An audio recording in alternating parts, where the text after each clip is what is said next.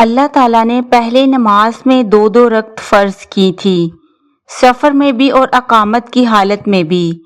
پھر سفر کی نماز تو اپنی اصلی حالت پر باقی رکھی گئی اور حالت اقامت کی نمازوں میں زیادتی کر دی گئی۔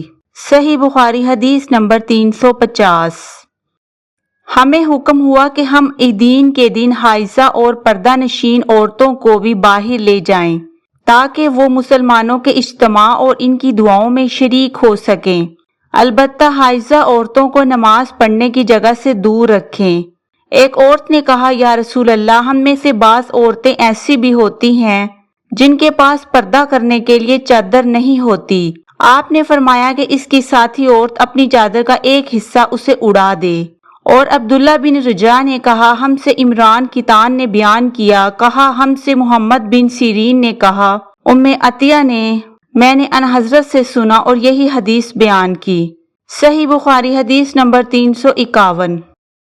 حضرت جابر بن عبداللہ رضی اللہ عنہ نے تہمت بعد کا نماز پڑھی جسے انہوں نے سر تک باندھ رکھا تھا اور آپ کے کپڑے کھونٹی پر ٹنگے ہوئے تھے۔ ایک کہنے والے نے کہا کہ آپ ایک تہمت میں نماز پڑھتے ہیں؟ آپ نے جواب دیا، میں نے ایسا اس لیے کیا کہ تجھ جیسا کوئی احمق مجھے دیکھے۔ بھلا رسول اللہ کے زمانے میں 2 کپڑے بھی کسی کے پاس تھے؟ صحیح بخاری حدیث نمبر 352۔ میں نے جابر کو ایک کپڑے میں نماز پڑھتے دیکھا اور انہوں نے بتلایا کہ میں نے نبی کو بھی ایک ہی کپڑے میں نماز پڑھتے ہوئے دیکھا تھا۔ صحیح بخاری حدیث نمبر 353۔